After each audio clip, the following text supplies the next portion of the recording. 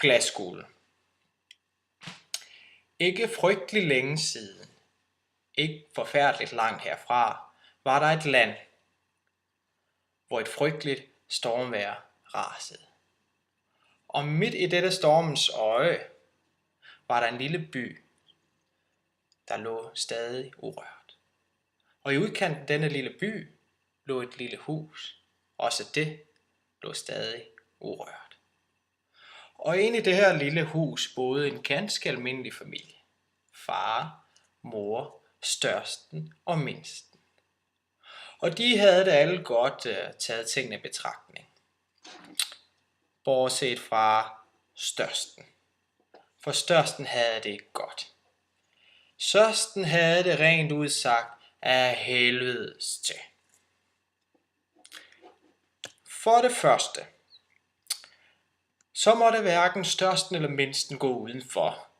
Og derfor måtte størsten evigt og altid affinde sig med mindstens selskab, hvilket irriterede størsten noget så grusomt, for mindsten var jo en tumpe, en idiot og slet ikke sjov at lege med. Hvorfor må jeg ikke gå udenfor, spørger størsten mor og far, fordi uvejret raser derud, får han at vide. I lyver, der er jo ikke noget at se. Men størsten får blot at vide, at han skal gå i seng eller lege med mindsten, eller blot lære at holde kæft og lade være at brokke sig hele tiden. For det andet, så var størsten ret irriteret over, at far og mor synes at skjule nogle ting for ham. Ikke tale sandt. For eksempel så var der en dag, hvor en mand i grøn uniform med gevær bankede på døren og krævede at se og snakke med far. Og størsten og mindsten fik blot at vide, at de skulle løbe ind på deres værelse og låse døren derindefra og bare vente. Og senere, da størsten ville vide, hvem det var, fik han blot at vide, at det var postbuddet, der krævede, at far skulle indbetale en gammel gæld. Men det er jo dumt, for hvilken postbud går med et gevær? Hvad skal han bruge det til? Skyde brevduer, der flyver forkert? Det kan jo ikke noget mening.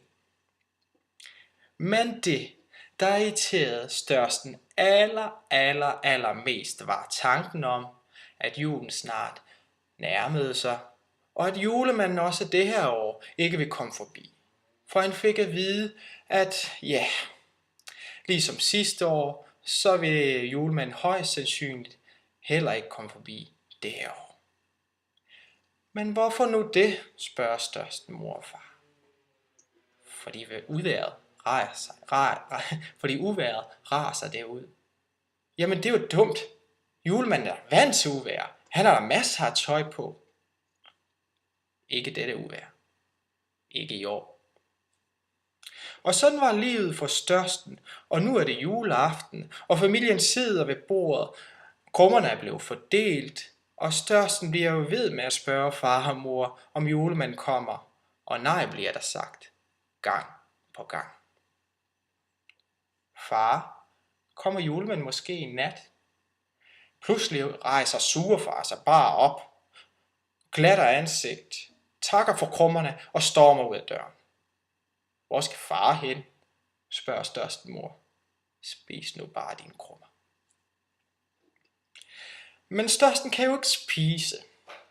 Størsten han er jo ikke sulten. Han har ikke lyst til mad. For hvordan kan man have lyst til mad, når man får at vide, at julemanden ikke sådan rigtig gider en? Men det er jo klart. Det er jo bare mors og fars skyld, for de er jo sure hele tiden. Og julemanden han gider da ikke besøge sådan nogle sure mennesker som mor og far. Eller måske bare for en nat. I nat måske. Så størsten vælger at tage sagerne i egen hånd og giver sig til at lede efter julemanden. For det kunne jo være, at julemanden allerede var her et sted. Måske er han inde på toilettet, sidder fast derinde. Nej. Tøjskabet? Nej, heller ikke det. Kakkelovnen? Nej, heller ikke derinde. Hvor er han så henne? Hvor kunne sådan en julemand gemme sig? Måske er han oppe på loftet. Ja, det kunne da være, at han var oppe på loftet. Det kunne jo være, at han ikke kunne finde ud af at finde lemmen og komme ned deroppe fra. Så størsten giver sig til at gå op ad trapperne. Kommer helt tæt på lemmen spidse ører og høre en rumstering derinde. Ja, han hørte helt klart noget derinde. Et eller andet bevæger sig deroppe. Der må være nogen deroppe. Julemanden måske. Og størsten bliver glad. Størsten føler glæde, men størsten bliver også sådan lidt mærkeligt tilpas. Får sådan en skidt mavefornemmelse, som om han skal skide uden sådan rigtig at skudde. Burde han ikke bare gå ned til de andre? Burde han ikke bare lade julemanden være i fred? Han kommer jo, hvis han kommer, hvis han gider. Eller hvad? Men alligevel. Størsten vælger med al forsigtighed at åbne lemmen og giver sig til at kigge gennem sprækken. Og størsten ser sin far stå krumbøjet under glødepærenes sparsomme belysning i julemandstøj, fumle med vat i fingrene, komme det på ansigtet, som om det skulle forestille skæg, og så tuder han fandme os. Dumme far, snyderfar, idiotfar, hvad bilder han sig ind? Og størsten bliver jo gal, og størsten bliver så rasende, at han smækker med lemmen, stormer ned ad trapperne. For kan det virkelig passe? Kan det virkelig passe, at far er julemanden? Nej, det må ikke passe, det skal ikke passe, det kan ikke passe. Ufrivilligt må jo størsten affinde sig med at igen sidde ved spisebordet over for mor, og ved siden af ham tumpen mindsten. Spis din mad, siger mor. Nej! Så lad være.